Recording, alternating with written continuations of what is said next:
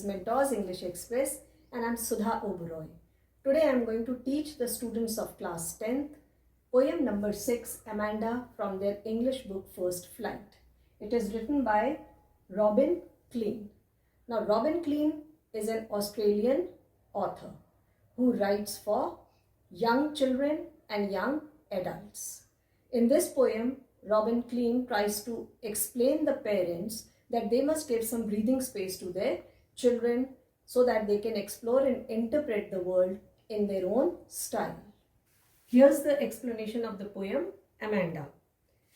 Parents think that it is their duty to inculcate good values in them, so they keep them disciplined. But children are moody and carefree. They don't want anyone to interfere in their life. Let's see how Amanda's parents treat her and how she responds to her parents. Now see stanza 1. Don't bite your nails, Amanda. Don't hunch your shoulders, Amanda. Stop that slouching and sit up straight, Amanda. Hunch means bend. Slouching means sitting in a lazy way. So here these lines are spoken by mother, who is quite concerned about her daughter Amanda. Now she tells her not to bite the nails, as it is a very bad habit to bite nails. Then she says not to hunch her shoulders also. She tells her to sit up straight, because if she is going to sit with slouching shoulders, she is going to develop a hunch on her back. So mother is keeping an eye on the activities of the child. She doesn't want her to bite the nails. She wants her to sit straight, and constantly she is nagging her. Now these lines in the bracket are thoughts of Amanda. There is a languid emerald sea, where the sole inhabitant is me, a mermaid drifting blissfully. Languid means lazy. Here it means calm. Soul means only. Inhabitant means resident. Mermaid is half fish and half woman. Drifting means moving slowly, and blissfully means joyfully. Now here, while mother is constantly nagging her, scolding her, she is engrossed in her own land of fantasy. She is engrossed in her thoughts. Now she feels that she is drifting happily on the deep green sea, and she is the only one over there, like a mermaid enjoying the sea. So she turns deaf ear to her mother, and she feels that she is drifting leisurely on the surface of the calm sea. This tells us that she wants to be away from her parents. She wants to enjoy the peace of mind, and parents are too much interfering, and she doesn't want them to interfere in her life. So she has created her own world of peace. Stanza 2. Did you finish your homework, Amanda? Did you tidy your room, Amanda? I thought I told you to clean your shoes, Amanda. Now mother is constantly nagging her. Tidy means to clean up. Now again she is giving her instructions. She is making an inquiry from her. Now first inquiry she made is, have you finished your homework? She wants to know that she should finish her homework on time. So has she finished her homework or not? Then she tells her, makes an inquiry if she has cleaned her room. And then she tells her that she had told her to clean her shoes also. So whether she has cleaned her shoes or not. So one after the other she is putting a question to her, and Amanda, she listens to her, but she is not interested in giving any reply to her. So she once again lands into the world of dreamland. Now she thinks, I am orphan roaming the street. I pattern soft dust with my hushed bare feet. The silence is golden, the freedom is sweet. Orphan is parentless child. Roaming means moving around freely. Pattern means design. Hushed means silence or calm. Now she thinks that orphans are better because they enjoy freedom. They can roam around anywhere. There is no one to control them, scold them, nag them. So she thinks that she is like an orphan roaming around in the street, and she is making designs with her bare feet on the soft dust. So her thinking herself as an orphan also proves that she doesn't want her mother to interfere in her matters. She will finish her homework when she would like, she will clean her room also, and she will clean her shoes also. Now for her, silence is golden because it doesn't create any conflict between her and her mother, and the freedom and peace she gets from them is sweet. So she doesn't want to give any response to her mother, and she wants to be in her own world of imagination. Stanza 3. Don't eat that chocolate, Amanda. Remember your acne, Amanda. Will you please look at me when I am speaking to you, Amanda?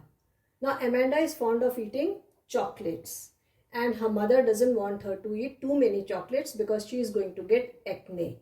Acne are pimples that the young children get on their faces. So she doesn't want her to eat chocolate as it is going to give her pimples. Now when she finds her absorbed in her thought, mother becomes upset. Now she says her to look at her face when she is speaking or giving her advice or giving her any instructions. So mother wants her daughter to look at her face while she is talking to her. I am Rapunzel, I have not a care. Life in a tower is tranquil and rare. I will certainly never let down my bright hair. Now Rapunzel is a character of a fairy tale. Tranquil means calm or peaceful. Rare means uncommon. And let down means, here it means she will not loosen her hair down. Now as usual, Amanda is lost in her thoughts and she imagines herself to be Rapunzel, who is locked alone in a tower leading a very happy and peaceful life. Now Rapunzel was a princess who was captured by a witch, and she always let down her hair, which were used as a rope to climb up. But Amanda doesn't want to let loose her hair, as she doesn't want anyone to climb her or disturb her peace. She is sure that she is going to find peace on the tower there. So she will not let down her hair so that nobody comes over there and disturbs her peace. Stanza 4. Stop sulking at once, Amanda. You are always so moody, Amanda. Anyone would think that I nagged at you, Amanda. Sulking means to be in a bad temper. Moody means unstable behavior. Nagged means to find fault or to harass. Now because Amanda is being nagged constantly by her mother, she is sulking, she is upset, and she is in a bad mood. She is very depressed, and she doesn't like her mother interfering in her life because her freedom is snatched. So when her mother finds her sulking, she tells her to stop sulking, to stop behaving in a strange way, because she becomes fearful, as anyone in her neighborhood would think that mother is constantly scolding her and she is responsible for her strange behavior. So the poet wants the parents to tackle their children with patience and love, as children learn from experience as well. Parents must not be rigid, or they must not force their opinion on children. Instead, they must set an example of understanding as they are their model. Instead of giving them instructions, they must take out solutions to the problem with right approach. A good understanding between them would sort out things, and they will enjoy a strong bond. Let us understand the literary devices. First, the rhyme scheme. This last word is Amanda, it is A. The last word of second line is also Amanda, it is also A. Last word of third line is straight, which doesn't rhyme with Amanda, it is B. And last word of fourth line is again Amanda, it is A. Then here it is C, it doesn't rhyme with any of the words, so it is C. Me rhymes with C, so it is again C. And blissfully also rhymes with C, and me, it is C. So rhyme scheme is A, B, A, C, C, C. Now let us understand the devices. Anaphora. Anaphora is repeated use of word at the start of two or more consecutive lines. So see, don't bite, don't hunch. Don't word is repeated. So here anaphora is used. And in this stanza, did you, did you. Here also anaphora is used. Next device is assonance. Assonance is use of vowels in a line. Don't bite your nails. Don't hunch your shoulders. Here O is prominent. Then see para 2. I thought I told you to clean your shoes. Here also O is prominent. And see paragraph 3.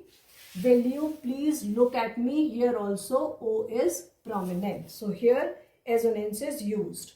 Next device is metaphor. Metaphor is comparison without using the words like or so or as. So see the examples. Emerald sea. Sea is compared to the gemstone which is of green color. It is emerald. Then silence is described as golden and freedom is described as sweet. Next device is repetition. Repetition, see Amanda word is repeated many times in all the passages, all the stanzas. Next is imagery. Imagery is making a reader imagine the picture of what he is reading. Now here we imagine Amanda drifting happily, moving happily in the emerald sea. So there is a picture of Amanda sitting, moving in the sea. Then roaming freely. Here also we can imagine her moving around carefree in the street. Next is alliteration. Alliteration is repetition of consonant sound at the beginning of words or phrases. Now see paragraph 1. Stop slouching. Here S is prominent, S is consonant. Then stop sulking. In para 4, here also S is prominent. Then para 3, tower is tranquil. Here T is prominent. So in these three places alliteration is used. Next is allusion. Allusion is when comparison is made with the popular character. Mermaid is a popular character. Then Rapunzel. Rapunzel is a character of a fairy tale. Next device is consonants. It is also use of consonant letter, but unlike alliteration, it can come anywhere in the word. So see the examples. Para 3. I am Rapunzel, I have not care. And bright hair. Here in both these sentences, R is prominent. So children, I think the devices are very clear to you. Children, I hope the poem Amanda is clear to you and you have understood the devices also. Children, if you have enjoyed this video, like, share and subscribe it. You may also post your comments in the comments box below. Thank you.